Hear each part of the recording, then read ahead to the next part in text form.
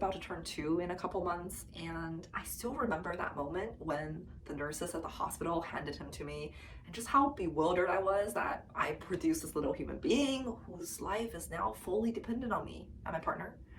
Now that we're almost 2 years in, I want to reflect on 8 things that I wish I knew before having a baby. Number 1, sleep, or a lack thereof. Everyone you know that's a parent has probably told you at some point that they really need sleep.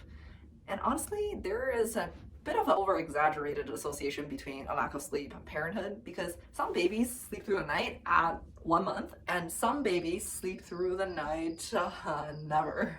I personally co-slept with my mom until I was like 9 years old. But what is true is that when babies are first born, their stomachs are tiny and they need to eat every 3 hours. Context for you a little bit.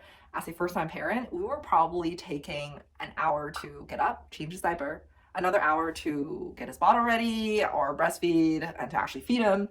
And that leaves us with about an hour of sleep every 3 hours. This happened around the clock for about a week before our nanny was able to come. And hey, for some people, this was their lives for a whole year. For us, it was a week. But truly, nobody can tell you how it feels like to have interrupted sleep for an extended period of time. I was told I literally looked yellow from exhaustion. This was with my husband being a total champ, waking up with me, helping me with everything, making food for us. So if you ever want to know how it feels like to be the parents of a newborn, you could set your alarm to go off every 2 hours on a Friday night just for funsies and stay up to read a really boring book for about an hour before going back to sleep, and see how you feel at the end of that. It would really give you a taste of that delicious, delicious newborn phase. This brings me to my second point, which is the newborn phase, and something that I really wish I understood before having a baby. Now, the newborn phase is technically the first 6 months of your baby's life, but in my mind, it's really the first year. Before my partner and I became parents, and the way we envisioned parenthood was, how do we want to parent our child to be the best human being they could be? And it involved a lot of reasoning back and forth, a lot of fun times, laughing together, playing sports, and going on family trips. But in the newborn phase, there's none of that. They can't really communicate with you. They are crying a lot as their primary form of communication. There will be some cooing here and there, some smiles here and there, but mostly it's a lot of you giving to them as a parent, feeding them, changing their diapers, and not getting a lot of feedback in return. I think second-time parents see this really differently, and because they understand how short this newborn phase actually is.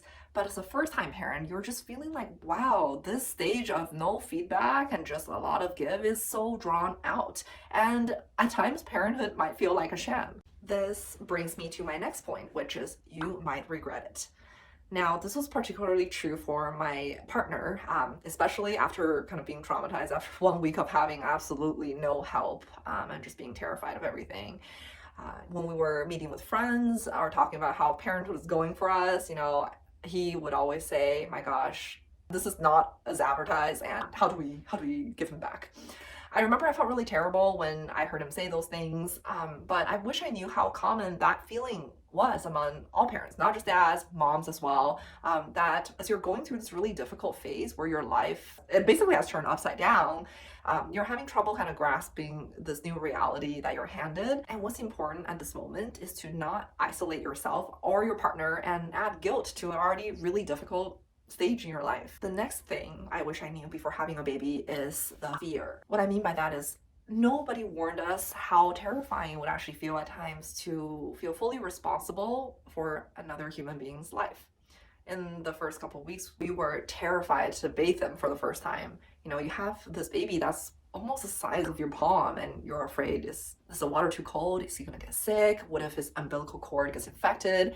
And all these thoughts and this feeling of just terror, which obviously also is part of my postpartum anxiety, which I'll talk about later on. My son also had jaundice when he was first born, and so for some reason it took him almost a month to gain back his birth weight when it usually takes a week. So we were constantly wondering, were we feeding him enough?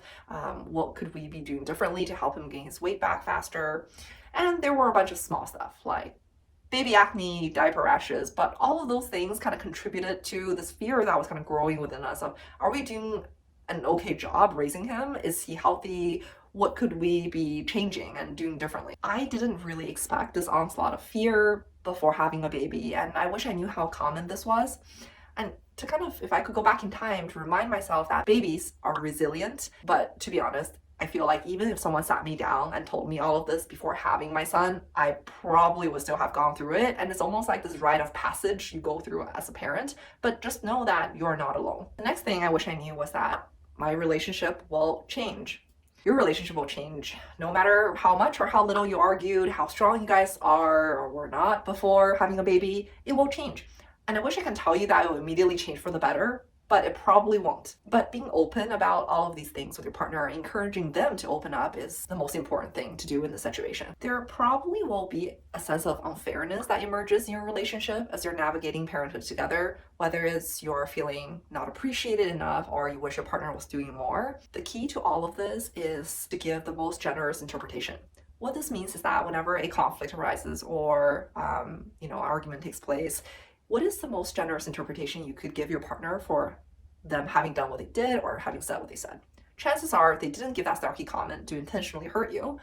Maybe they're tired themselves and maybe they are not feeling appreciated enough. And even in the rare situation where they are saying something to intentionally hurt you and you know that for a fact, that signals to you that there's something to be worked on in this relationship and there's an area of resentment that you both have to address. And the best way to work on any relationship is to approach your partner with openness, kindness, and a genuine curiosity of what is going on within them. Now, I know that's extremely hard to do when you are tired yourself and you're lacking sleep, but if you can figure out a way to foster this kind of rapport in your relationship, I can guarantee you having a baby will be the best thing that's ever happened to your relationship and you will come out better and stronger as a couple. The next thing I wish I knew before having a baby was how hard breastfeeding was going to be. I think this video deserves one of its own, but every single Fed is Best Instagram post, none of that prepared me for how I would feel when the nurses at the hospital refused my request to give my baby formula and encourage breastfeeding like it's the only thing that's, or not the only thing, but the most optimal thing for my baby. Which I understand, there's lots of benefits to breastfeeding, but that feeling of stress is that I literally don't have milk and it just wasn't coming in, and being refused by a medical professional to give my baby formula was not the best thing to have happened to me as a new mom. And it might have set the obsessive tone I had towards breastfeeding as I embarked on this journey. What I didn't know about breastfeeding was just how much of a sport that it actually is, both in the mental and physical sense. Mentally, you have to be prepared to go through this anxiety of undersupply, oversupply. Do I have enough milk to feed my baby? Why is too much milk coming out that is choking my baby? There's all these thoughts that go through your head as you're struggling to, enjoy this experience, because they say, hey, breastfeeding is supposed to encourage bonding with you and your baby. You're supposed to think about nothing except how much you love your baby. That wasn't the case for me for the beginning of my journey, at least, as I was kind of trying to get used to it.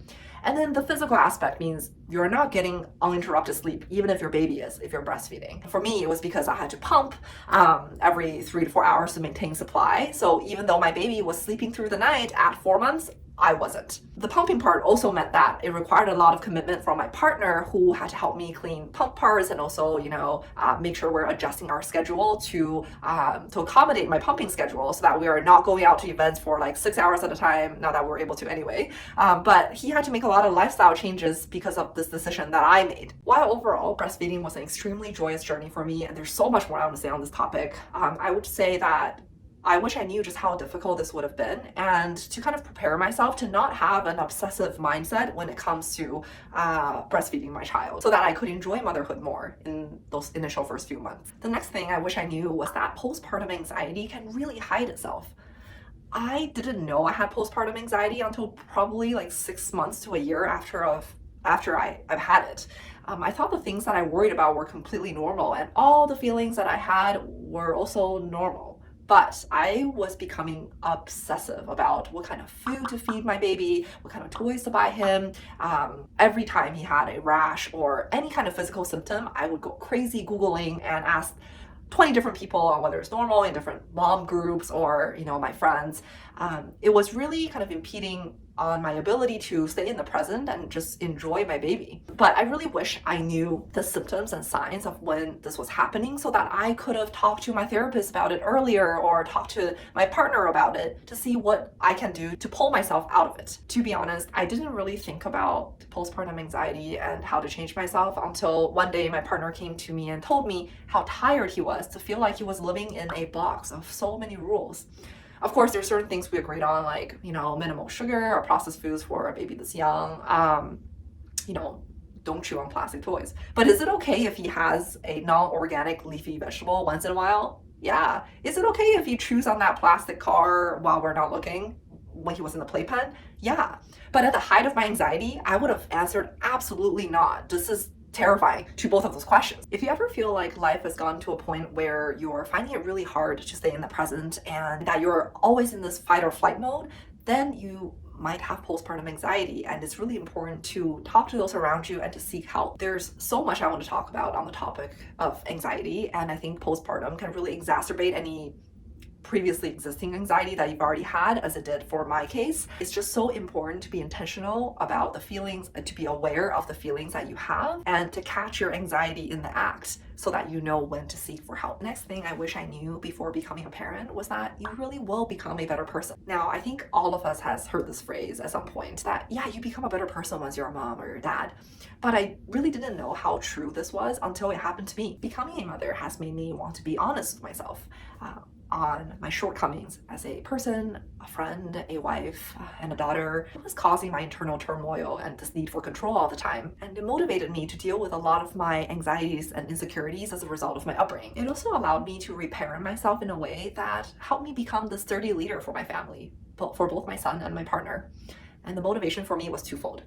One, parenthood has really reminded me of how beautiful and precious life is, and that I really do want to be present for every minute of it and not waste it being anxious or fearful of what could go wrong. And two, I want to raise my son in a way that I wish I was raised, which is to be sure of who he is, what he wants, and to have a sense of genuine curiosity and love for the world around him and life itself. Through the process of trying to achieve all of this, I really feel like I have become a better person at the end of it, and I'm still working on myself every single day, and I really have my son to thank for that. There's so much more on parenthood and how to reparent ourselves that I want to share with you guys on, but this pretty much sums up my reflections on what I wish I knew before having a baby. Thank you so much for watching, and I would love it if you could share in a comment down below on how parenthood has changed you or what your hesitations are before becoming a parent. If you enjoyed this video, I would love it if you could give it a like and subscribe to my channel where I will share more of my life and thoughts as a working mom in tech.